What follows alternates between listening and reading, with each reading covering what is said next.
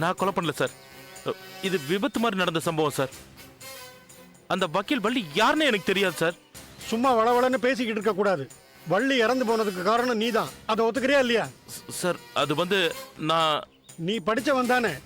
விஷயம் எப்படி ஆயிருக்குன்னு தெரிஞ்ச உடனே போலீஸ்க்கு வந்திருக்க வேண்டியதானே. அதை விட்டுட்டு ஓடி போயிட்டியே. விசாரிக்க ஆள் வந்து மிரட்டினப்பாவது நீ போலீஸ்க்கு வந்திருக்கணும். ரெண்டும் பண்ணாம பணத்தை கொடுத்து சரி கட்ட பார்த்தேல்ல. அதெல்லாம் ஒன்றும் பேசாதீங்க, நடங்க. சார் நான் சொல்றதை கேளுங்க சார். நான் என் வக்கீல் கிட்ட பேசுறேன். இப்போதைக்கு யாருக்கிட்டையும் பேச முடியாது. எஃப்ஐஆர் போட்டதுக்கு அப்புறம் நீ யாருக்கிட்ட வேணாலும் பேசிக்க. சார் நட. Sir please sir. சார் நான் சொல்றதை கேளுங்க சார். சார் ப்ளீஸ் சார், சொன்னா கேளுங்க சார்.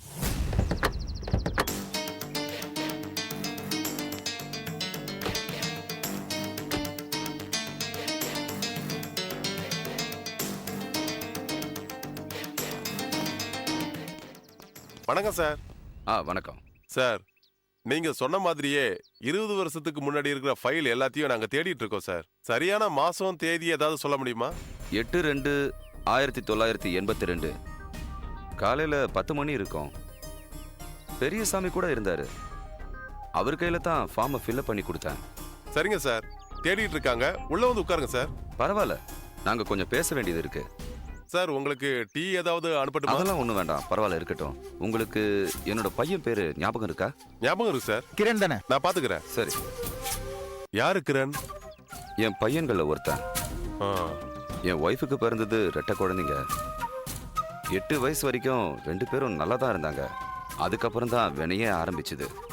சுரேஷ் எது பண்ணாலும் கிரணுக்கு பிடிக்காத மாதிரி வீட்டுல 2 பேருக்கும் ஒரு நாள் விடாம சண்டை ஆரம்பிச்சுது. தனியா ஒருத்தனை மட்டும் எப்படி ஆசிரமத்துல சேர்க்கறதுன்னு தெரியாம தான் 2 பேரையும் படிக்கிறதுக்காக ஹாஸ்டல்ல சேர்த்தேன். அப்பெல்லாம் கையில காசும் கிடையாது, சரியான வேலையும் கிடையாது. இந்த குருகுலத்துல தான் சேர்த்தேன். இங்க வந்த பிறகும் பெரியவன் கிரண் மாறவே இல்லை. இங்க இருக்கிற மத்த அனாதை குழந்தைகளை துன்புறுத்த ஆரம்பிச்சான்.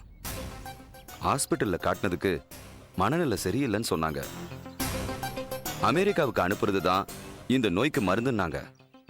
என்கிட்ட இருக்கிற வசதிக்கு அப்போ என் குழந்தைய எப்படி காப்பாத்துறதுன்னே எனக்கு தெரியல.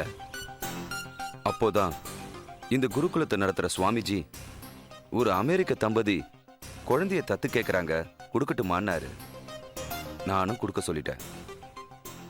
எனக்கு இருந்த கஷ்டத்துல அன்னைக்கு அமெரிக்கக்காரங்க கொடுத்த காசுல தான் இன்னைக்கு இத்தனை கம்பெனிகளுக்கு முதலாளியா இருக்கேன். எத்தனை வயசுல நடந்துச்சு இது? 8 வயசு இருக்கும் குழந்தைக்கு. 20 வருஷத்துக்கு முன்னால நடந்தது. இப்ப எதுக்கு திடீர்னு அந்த பையனை தேடுற? போன வாரம் நான் கார்ல போன போது அந்த பையனை பார்த்தேன். இந்த ஊர்லயா? ஆமா, அதுவும் எங்க வீட்டுக்கு பக்கத்து தெருல. 20 வருஷங்களுக்கு முன்னாடி தத்து கொடுத்த பையனை இப்ப எப்படிப்பா ஒரே பார்வையில கண்டுபிடிச்ச? என் பசங்க 2 பேரும் ஒரே மாதிரி இருப்பாங்க. ஓஹோ. அதான் அவனை தத்து கொடுத்த அமெரிக்க தம்பதிகளோட அட்ரஸை தேட சொல்லியிருக்கேன். ஃபேஸ்புக்லயும் போட்டிருக்கேன். பிரைவேட் டிடெக்டிவ்ஸையும் கண்டுபிடிக்க சொல்லியிருக்கேன். அப்போ கண்டிப்பா பார்த்தது உன் பையன் தான் நினைக்கிறியா? நிச்சயமா அவன் என் மூத்த பையன் கிரண் தான். அவன் இந்த ஊர்ல தான் இருக்கான். அவனுக்கு என்ன ஞாபகம் இருக்காது இல்லையா? அதான் நான் இன்னும் தேடிக்கிட்டு இருக்கேன். சார், எவ்வளவோ தேடி பார்த்தா கிடைக்கல சார். கிடைச்சதும் உங்களுக்கு ஃபோன் பண்றேன் சார். சரி, அப்ப நாங்க கிளம்புறோம். ஓகே சார், வாங்க உட்கார்.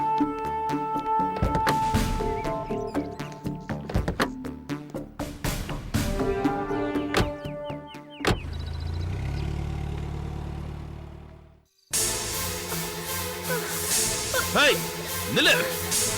ஏய் ஓடாத.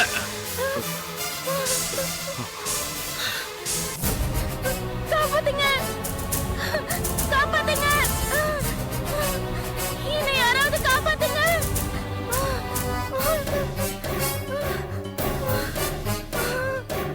ஓய் நில்லு. காப்பாத்துங்க, நில்லு. என்னை யாராவது காப்பாத்துங்க. விடு. ஓடி. என்னை விடு. Sathya.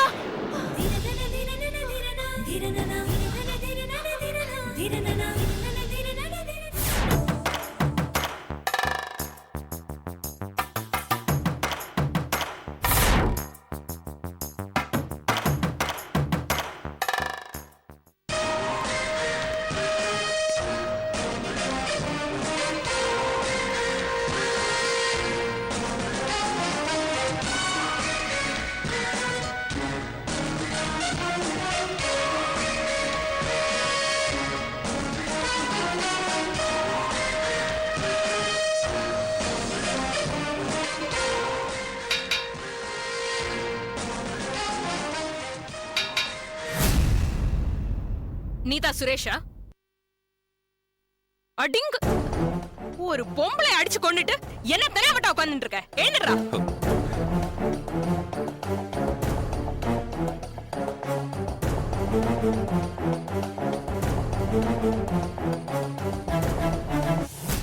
Constable. Madam. Yes madam. யோ, எந்த ஊர்ல நீ வேலை பார்த்த? லாக்அப் குள்ள இப்படிதான் ஒரு அக்யூஸ்ட் உட்கார வைப்பியா? மேடம், நீங்க சொல்லிட்டு போனதுக்கு அப்புறம் சார் வந்து எந்த எஃப்ஐஆரும் போட வேணாம்னு சொல்லிட்டார் மேடம். அதுக்குள்ள ரெக்கமெண்டேஷனா? வர வர நம்ம போலீஸ் ஆபீசர்ஸா இல்ல ஹையர் ஆபீஷியல்ஸ்க்கு கூர்க்கவான்னு தெரிய மாட்டேங்குது. ச்சே. Good morning ma'am. நீங்க போங்க.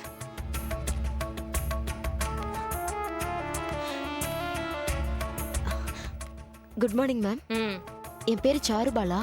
ஸ்டேஷன்ல இருந்து கால் பண்ணாங்க. என்ன நீங்க பார்க்கணும்னு சொன்னீங்களா? சரி, வாங்க.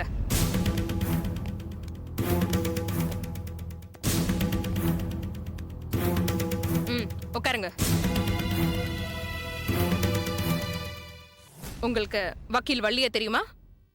தெரியும் மேம். அவங்க இறந்து போயிட்டாங்கன்ற விஷயம் உங்களுக்கு தெரியுமா? பேப்பர்ல பார்த்து தெரிஞ்சுக்கிட்டேன். அவங்கள நீங்க எப்பவாவது சந்திச்சிருக்கீங்களா? வீக்லி 2 டைம்ஸ் எப்ப வேணாலும் பாத்துக்குவோம். ஓ, என்ன விஷயமா? லேடிஸ்க்கு எப்போ எங்க எந்த விதமான பிரச்சனை வந்தாலும் அவங்களே வந்து உதவி பண்ணுவாங்க. அவங்க பேட்ச்ல மகளிர் மன்றத்துல நானும் ஒரு உறுப்பினரா இருக்கேன். ஓ, அப்போ நீங்க எல்லாம் லேடி டெரரிஸ்டான ஆக்டிவிட்டீஸ் பண்றீங்கன்னு சொல்றீங்க?